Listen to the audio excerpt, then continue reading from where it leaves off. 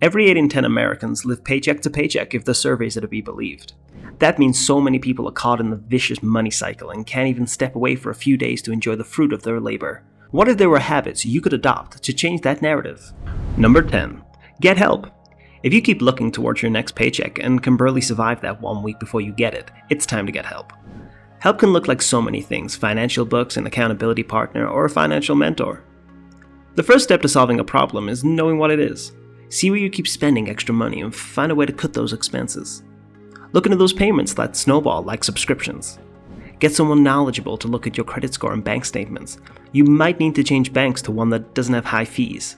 You could also get help online, like with Ramsey Solutions, where they give you practical steps to improve your living habits. No one is an island, and you don't have to struggle with a tight financial situation when there are people to help. Number 9. Live below your means. The easiest way to save is to spend less than you make. That way you have more money to stretch before you receive your next paycheck. You don't need to keep up with the Jonases because you don't know how much they are making, nor do you know how much debt they are accumulating to keep up with their lifestyles. If you can't buy or pay for something without wincing, then it's probably not for you yet. You can also enjoy your own lifestyle within your means. Choose to eat out once a week if that's all you can afford. Buy your clothes secondhand and find free entertainment. There's no shame in that, especially when this ensures you can save for a rainy day for things you really want. But there could be some shame in spending all your money on things you don't need to impress people who don't care and leaving you utterly desperate for the next paycheck. Number 8. Live simply. Minimalism is a good approach to frugal living. Some of the people that have adopted that lifestyle say it is freeing and exciting. They enjoy not looking at clutter when they downsize, and it's like a weight being lifted off their shoulders. They are more present and intentional about the things that they want to do. You can also live simply to stop living paycheck to paycheck. Downsize your wardrobe, give to charity, or sell for extra income. Downsize your home and car so that you are not paying monstrous amounts of money for things you barely enjoy. Downsize your appetite too. You don't need to snack in between meals. It's unhealthy.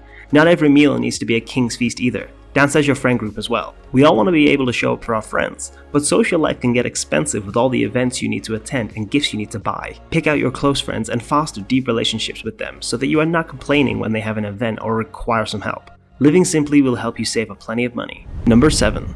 Set money goals. Sometimes you're gonna want to buy something a little pricey. If you know beforehand, you can plan for it. For big purchases like a down payment for a house or a car, save towards that goal. You also don't need to buy the first one you see. Shop around and you might find something you like within your budget. There's no medal for getting the most expensive item when you can barely afford your next meal.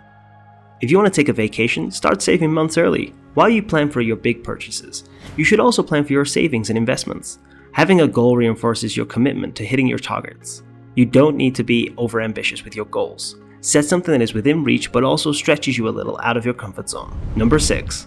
Avoid debt. The average American has over $5,000 in credit card debt.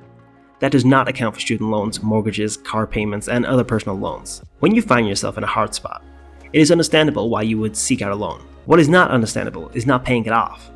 Have a plan in place and a deadline to make sure that you are paying it off. Limit how often you use your credit cards. You could take a time where you pay in cash. This will keep you conscious of all the irrelevant things you buy when you simply have to charge them to your card. You should also avoid borrowing money from family and friends if you can help it. This sours the relationship greatly and puts everyone involved in a tight spot. To avoid debt, only buy what you need and automate your payments so that you don't have to think about them. Avoid impulse shopping and stick to your budget. Number 5. Go green. With climate change where it is right now, going green for various things helps you save your money and the environment, which is a win-win for everyone involved. There are so many things you can do to support the Go Green campaign. Use reusable items so that you are not buying the same things every 2 weeks, which is a waste of money. Get a water bottle so that you are not buying bottles of water at every store. The body needs its hydration, and if you have your water, you won't be tempted to get unhealthy drinks. Cars are also liabilities that eat into your money. Reduce your carbon print by making use of public transport, biking, or walking to the places you need to go. As much as you can, eat healthily. This will save you thousands you will pay in hospital bills. Rather than spend hundreds on gym membership, make use of what nature freely gives you. Go on a hike or a run around your neighborhood. These significant changes will help you save considerably and give you some financial leeway between paychecks. Number 4. Increase your income. Diversify your income. Find various ways to make money. We all have 24 hours a day. The difference is how we decide to put those hours to work. Spare 2 hours after work to get something extra, or put your weekends to work. If you have some more money coming in, the less you will have to rely on your paycheck. There are so many avenues that you can allow you to make some money. You could have an online business like an Etsy shop or YouTube channel. Think of renting out your spare room or listing it on hospitality sites like Airbnb. You could also list your vehicle on Uber. You could also trade your skills online, like freelancing on platforms like Upwork. It helps if your side hustle is something you consider a hobby or have a passion for. That way it won't be as draining because you won't consider it as mind-numbing as work tends to be. You can also look into investments, the kind that make money for you while you sleep. Think of real estate and stocks. Number 3. Do it yourself. The motto for frugal living is do it yourself. Want to have a great meal? Do it yourself. Think of renovating or redesigning something? Do it yourself. Wish to have your lawn mown or your car washed? You guessed it. Do it yourself. You'd be surprised at how much money you lose just because you don't want to do things yourself.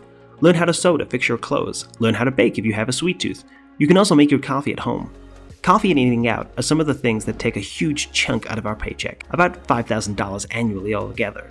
That's $5,000 you could have saved if you did it yourself. With the internet, it is now much easier to learn how to do things. You can watch a YouTube tutorial or take a short course. Doing things yourself sparks your creativity and improves your productivity. You are happier once you've completed those items by yourself, and your wallet remains fuller because of your decision. You could also trade your newly found skills for some money, and that goes a long way in making up the difference from paycheck to paycheck.